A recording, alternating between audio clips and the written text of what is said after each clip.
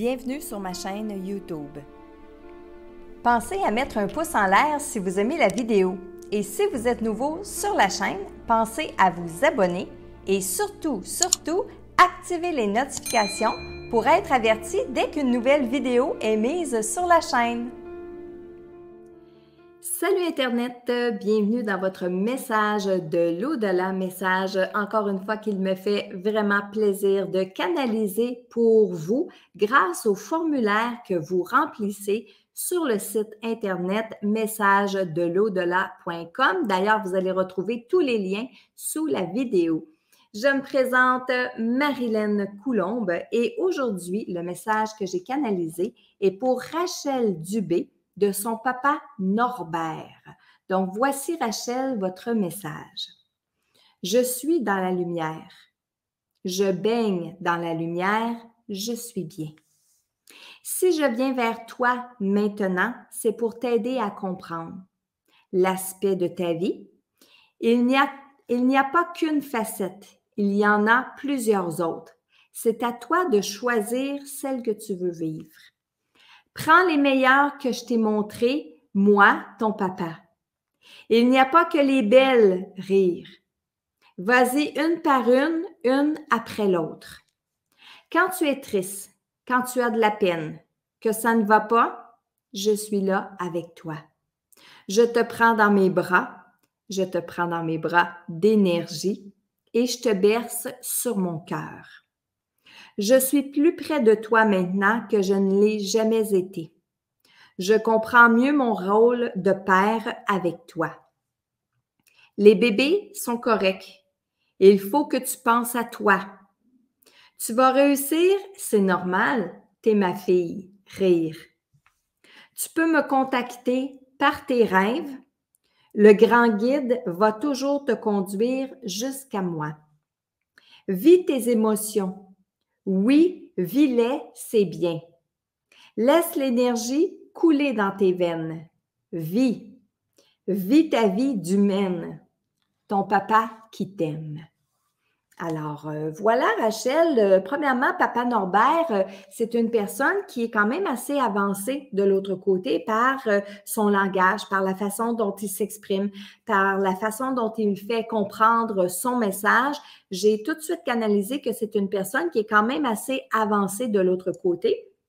Si je la plaçais sur mon échelle de dimension à moi que j'ai créée, que je me suis créée pour placer les défunts lorsque je parle avec eux, vu leur état de conscience, eh bien, je le placerais au 7e niveau, qui est le premier plan de la spiritualité pour moi, le premier plan spirituel après notre plan terrestre.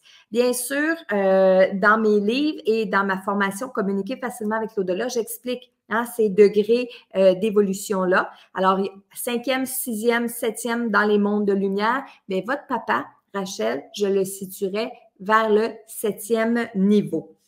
Alors, il dit qu'il baigne dans la lumière étant toujours un état de conscience. Ça veut dire, Rachel, que ton papa, il est conscient de l'autre côté, il est conscient d'être décédé, il est conscient de ce qu'il était venu faire sur Terre, il a commencé le travail, c'est-à-dire de comprendre chacune des situations qu'il a vécues ici sur le plan terrestre, comprendre pourquoi il les a vécues, pourquoi il les avait choisies, entre autres, la relation qu'il a eue avec toi, pourquoi il a été ton papa, pourquoi tu l'as choisi, qu'est-ce qui vous liait tous les deux ici sur le plan terrestre, à part d'être un père et une fille? Est-ce que vos âmes avaient quelque chose à comprendre ensemble? Alors, il a tout commencé ce travail-là. Alors, d'être baigné dans la lumière, c'est aussi ce que ça veut dire. Ça veut dire qu'il a conscience de tout ça. Il te dit, entre autres, que s'il vient vers toi maintenant, c'est pour t'aider à mieux comprendre. Donc, comprendre justement les facettes de notre âme, les facettes de notre personnalité, tout ce qu'on doit vivre ici sur le plan terrestre. Il te dit, il n'y a pas qu'une facette, il y en a plusieurs autres, effectivement. De voir la vie, l'impression, la perception qu'on a de la vie, c'est une facette, mais il peut y avoir plein d'autres facettes, plein d'autres façons de regarder la vie. Et il te dit, c'est à toi de choisir celle que toi, tu veux vivre. Donc, aujourd'hui, tu peux avoir la perception que la vie est belle, est douce, est juste, Ou tu pourrais aussi avoir la perception que la vie n'est pas belle, n'est pas juste, etc. Donc, papa, il veut te dire que c'est à toi de choisir ta perception. Papa ne viendra pas te dire ça c'est correct, ça c'est pas correct, etc. Non, non. Il se fie à toi parce que c'est à toi de voir la vie comme tu l'entends, comme tu le souhaites, comme tu le veux. Papa aussi veut te dire de prendre les meilleures facettes que lui t'a montrées. Donc, sur Terre, lorsqu'il t'a enseigné des choses, lorsqu'il te dit des choses, la façon dont il a été avec toi, bien, papa, il voudrait que tu prennes les meilleurs aspects, les meilleures impressions, les meilleures perceptions que tu as eues avec lui pour te rappeler de lui, mais de ses enseignements aussi. Et il te dit que quand tu es triste, que tu as de la peine ou que ça ne va pas, ben oui, il est présent avec toi.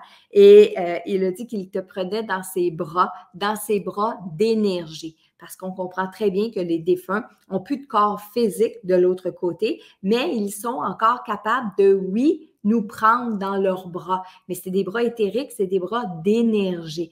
Et si on est assez à l'écoute, toi, Rachel, comme tout le monde qui écoutait la vidéo présentement, si on est assez concentré, si on est assez ouvert, si on est assez sensible, on peut même les ressentir, ces bras d'énergie-là. Donc, quand vous sentez une chaleur ou une douceur vous enrober, eh bien, dites-vous que ça peut être la présence d'un défunt qui fait ça ou que ça peut être la présence de votre ange gardien, bien sûr, qui fait ça pour veiller sur vous.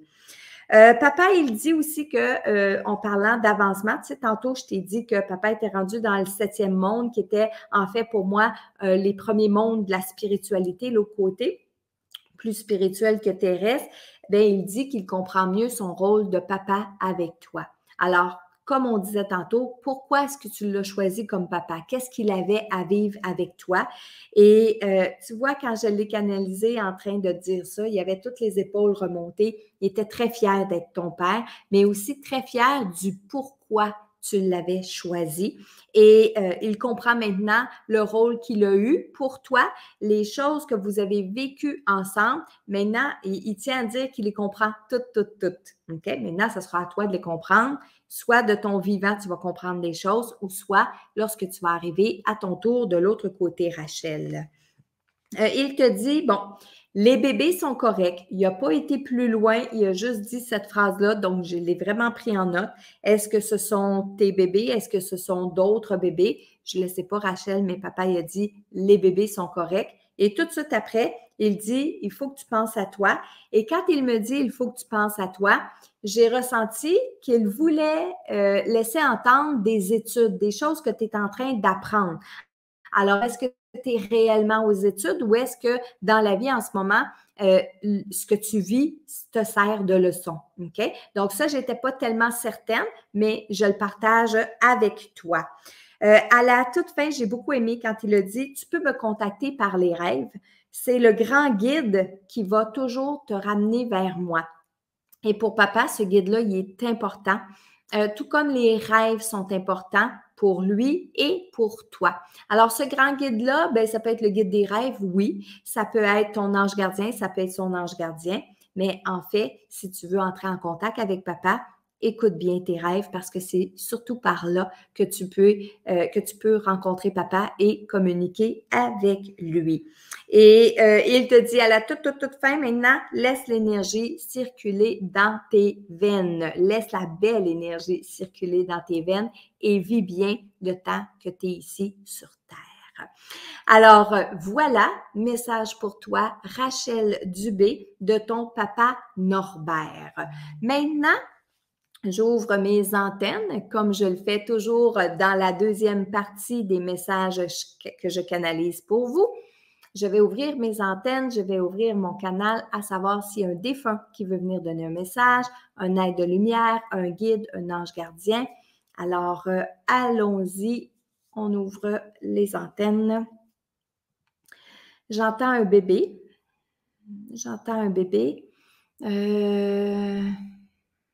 OK. On y va de ce côté-là. J'ai une grand-mère et j'ai un bébé. Le message est très important. Le message est très important et j'aimerais ça que vous l'écoutiez tous. que vous ayez perdu un bébé, que vous connaissiez quelqu'un qui a perdu un bébé. Le message peut être pour vous, mais écoutez bien le message. J'ai la grand-mère qui accompagne le bébé. Lorsque une âme décède dans le ventre de sa maman ou décède pas tellement longtemps après avoir vécu ici sur Terre, habituellement, l'âme de ce petit bébé-là rejoint tout de suite la lumière parce que l'âme du bébé n'a pas eu le temps de vivre sur Terre, n'a pas eu le temps d'accumuler des leçons, à part bien sûr dans le ventre de sa maman, etc. Mais c'est pas tellement long pour ces petites âmes-là de rejoindre ce que moi j'appelle le jardin des enfants. Donc, l'âme des enfants se retrouve tout de suite sur un niveau qui est beaucoup plus lumineux, beaucoup plus spirituel et où on a des grands-mamans, justement, qui vont bercer ces petites âmes-là en attendant que les parents aillent les rejoindre. Dans ce cas-ci, c'est un peu particulier parce que la grand-maman m'amène le petit bébé. Le petit bébé, je pourrais vous dire qu'il n'arrête pas de pleurer, mais c'est symbolique parce que l'âme d'un bébé ne pleure pas de l'autre côté. Mais oui, c'est symbolique. En quoi c'est symbolique? C'est que ce petit bébé-là n'est pas capable de s'élever dans la lumière parce que la maman, qui est encore vivante ici sur le plan terrestre, elle retient l'âme de son bébé. Elle n'est pas capable de passer à travers cette épreuve-là. Elle n'est pas capable de comprendre, elle n'est pas capable de réaliser. Hein? C'est pas une mauvaise volonté de sa part à elle, pas du tout, du tout, du tout, mais elle est accrochée à cette grossesse-là qui ne s'est pas bien terminée. C'est comme ça que la grand-mère l'explique. Grossesse qui ne s'est pas bien terminée. Grossesse où on a perdu l'âme du petit bébé. La grand-mère voudrait dire que le petit bébé va bien, que l'âme du petit bébé va bien, si ce n'est qu'elle est retenue ici par la maman. La grand-mère ne s'en fait pas autant pour l'âme du petit bébé que pour l'âme de la maman qui est ici sur Terre, parce qu'elle dit, cette grand-mère-là dit que si elle continue, elle va continuer comme ça, ben on va la perdre elle aussi. C'est-à-dire que cette maman-là va tomber dans une très, très, très grave dépression et peut-être tellement grave qu'elle va être internée ou elle va peut-être chercher à s'enlever la vie. Et là, je veux pas être négative ou trop vous faire peur, mais c'est vraiment comme ça que la grand-mère ressent sa petite fille ici sur le plan terrestre. Elle voudrait donc que sa petite fille comprenne que le bébé est entre bonnes mains. Elle dit que c'est pas le temps maintenant de vouloir tout savoir, de vouloir tout comprendre pourquoi tout ça est arrivé. C'est le temps pour toi, pour elle, de se refaire des forces, de commencer à manger parce que selon la grand-mère, cette fille-là, cette femme-là ne mange même plus. Donc, elle voudrait donc lui montrer son bébé, lui montrer comment il pourrait bien aller si seulement elle le laissait partir. Et ici, on comprend que ça peut être très, très difficile pour la maman qui reste vivante ici d'avoir perdu cet enfant-là. Ça, on le comprend tout à fait. Mais la peine et l'énergie que cette maman-là déploie pour ne pas laisser aller son enfant, qui, en passant, je viens de percevoir, c'est un fils, c'est un garçon. C'est l'énergie masculine, c'est un garçon. Donc, si elle ne le laisse pas aller, ben ce bébé-là, oui, pourra à un moment donné se perdre, devenir une âme errante. Mais là, attention, je vous dis pas que ça va se faire demain matin, ça peut prendre des années et des années. Mais plus la mère va s'enfoncer dans le déni, dans la dépression, dans l'isolement, elle va se détacher et avoir l'impression de vivre avec son fils dans l'entre-deux-mondes, bien, son fils ne pourra pas avancer de l'autre côté. Alors, la grand-mère réitère, elle dit encore une fois que cet enfant-là, il est entre bonnes mains, qu'il reçoit beaucoup, beaucoup d'amour, qu'on comprend ici que la maman l'aime tout autant, sinon plus, mais qu'il serait temps pour cette maman-là de passer à une autre étape dans son deuil pour pouvoir lâcher prise et laisser aller l'âme de cet enfant, de ce petit bébé-là. Alors, voilà pour le deuxième message et je ne le fais pas de gaieté de cœur. C'est pas une partie de plaisir que de transmettre un message comme ça. mais je dois vous dire que c'est la réalité. Et des fois, je lis tous vos commentaires, pas des fois, mais je lis tous vos commentaires et des fois, les gens me disent « Ah oui, mais Marilyn, c'est donc bien négatif. » Mais sachez que je fais juste transmettre réellement ce que je perçois. Je ne vais pas l'enjoliver, je ne vais pas l'embellir pour faire plaisir aux gens qui voudraient donc croire que quand on arrive dans l'au-delà, c'est juste le paradis, c'est juste la lumière. C'est pas toujours le cas.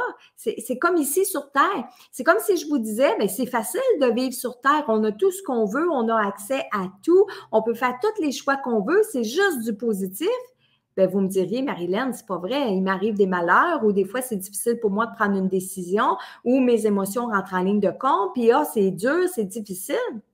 Alors que moi, je vais vous dire que ça devrait toujours être facile. C'est pas le cas, mais c'est pas le cas non plus de l'autre côté. Ce qui est plus facile de l'autre côté, c'est de comprendre parce qu'on n'est pas empêché par les limites du plan terrestre, on n'est pas empêché par les limites du temps, on n'est pas empêché par les limites physiques, c'est-à-dire qu'il y a des journées où ça va plus dur, c'est plus difficile pour nous parce qu'on a mal à la tête, parce qu'on a des problèmes physiques. De côté, il n'y en a pas de ça.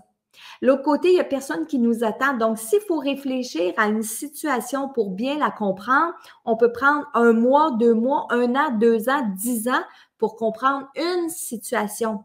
Ici, on ne peut pas faire ça parce que ici, il faut manger, il faut dormir, il faut travailler. On a des gens autour de nous qui attendent après nous. On a des responsabilités.